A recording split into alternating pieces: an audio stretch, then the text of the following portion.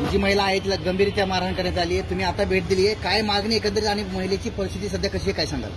महिलेची परिस्थिती अतिशय गंभीर आहे. तिला चांगल्या इलाजाची गरज आहे. निर्भयाच्या धर्तीवरती मुंबई, दिल्ली, विदेशात राज्य सरकारने तात्काळ एअर अँब्युलन्सनी सुद्धा तिला मुंबईला हलवण्याची गरज आहे. तिच्या जीवाला आता सुद्धा धोका आहे. मी सगळं त्याच्या जखमा बघितल्यात. त्याच्या अंगावरती ज्या जखमा आहेत त्याच्यामुळे महिला आता ही गंभीर जखमी अशी स्थिती आहे. मानवतेला काळिंबा फासणारी घटना आहे. जिजाऊची लेक मृत्यूशी झुंज देते. डॉक्टर बाबासाहेब आंबेडकरांच्या वकिली पेशा तिने मिळवला आणि त्या अधिकाराच्या बळावरती सरपंच आणि गावातील काही बेकायदेशीर काम करणाऱ्या लोकांना प्रश्न विचारायला सुरुवात केली.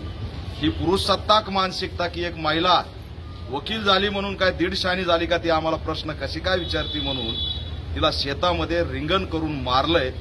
आणि जे मारलंय ती फक्त कहाणी नाही, मी आता डोळ्यांनी बघून आलोय. तिचा बॅक साईडला कोणतीच जागा खाली सोडलेली नाही. एवढं भयंकर निळं सुद्धा नाही, पूर्ण काळं झालेलं अशी स्थिती आहे. सातत्याने ती रडतीये. त्याच्यामुळे तिच्या जीवाला धोका निर्माण झालाय. दुर्दैव आमचं की आज बीड जिल्ह्यात मुख्यमंत्री, राज्याचे गृहमंत्री देवेंद्र फडणवीस आले होते, पंकजाताई मुंडे आल्या होत्या, इथले सगळे आमदार, लोकप्रतिनिधी होते. मोठे मोठे भाषणं केले, एकामेकाची स्तुती केली, पण त्या भाषणामध्ये ज्ञानेश्वरी हिचा उल्लेख सुद्धा केला नाही किंवा या हॉस्पिटलला येऊन तिला भेटावं असं सुद्धा गृहमंत्र्याला वाटलं नाही.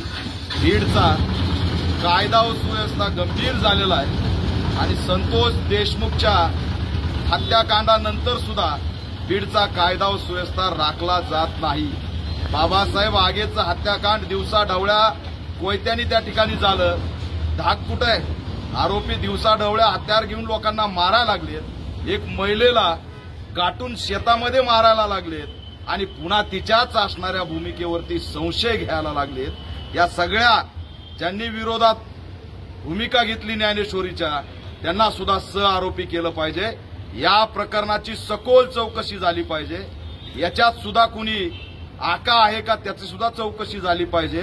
हे कुणाच्या बळावरती झालं, कुणीतरी पाठबळ दिल्याशिवाय ही घटना घडवलेली नाही आणि म्हणून ते पाठबळ देणारे कोण आहेत ते सुद्धा याच्यामध्ये आरोपी झाले पाहिजेत.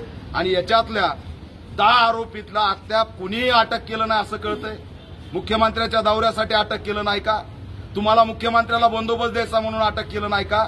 आणि म्हणून अजितदादा पवार यांना मी आव्हान करतो की पुणे हे खूप मोठं आहे. 2-2 जिल्ह्याचं पालकमंत्रीपद सांभाळणं तुमच्याकडून होणार नाही. जर बीड सांभाळायचं असेल, कायदा व सुव्यवस्था राखायची असेल तर तुम्हाला बीडमध्ये वेळ द्यावा लागेल. बीडमध्ये जर वेळ देणं होत नसेल तर अजित पवार यांनी बीडच्या पालकमंत्री पदाचा राजीनामा दिला पाहिजे. आणि नवनीत कावत हे एक चांगले अधिकारी या बीड जिल्ह्यात आलेत, चांगल्या पद्धतीने परिवर्तन करतायत, गुन्हेगारांच्या मुसक्या आवळतायत. तो अधिकारी हितून घालवायचा आहे म्हणून सुनियोजित घटना राजकीय षडयंत्र करून केल्या जात आहेत की ही सुद्धा शंका या ठिकाणी निर्माण झाली. म्हणून एसपींनी यामध्ये सिंगमच्या भूमिकेत बीडमध्ये यावं आणि अशा आरोपींना ठिचून काढावं. या सर्व आरोपीवरती मोकाअंतर्गत कारवाई झाली पाहिजे. आणि आमच्या ज्ञानेश्वरीला जी जिजाऊची लेक आहे, रमाईची लेक आहे, सावित्रीची लेक आहे, अहिल्याबाई होळकरांची लेक आहे, त्या लेकीला वाचवण्यासाठी राज्य सरकारने, आरोग्यमंत्र्यांनी, मुख्यमंत्र्यांनी या ठिकाणी तात्काळ एअर अँब्युलन्सनी मुंबईला हलवून एका मोठ्या दवाखान्यात त्याचा इलाज करायला पाहिजे. नाहीतर तिचा जर जीव गेला तर हा जिजामाताचा महाराष्ट्र आम्हाला माफ करणार नाही. हे सुद्धा या माध्यमातून जाहीर करतो आणि या घटनेचा निषेध करतो. मी भेट घेतली, मुलगी गंभीर आहे.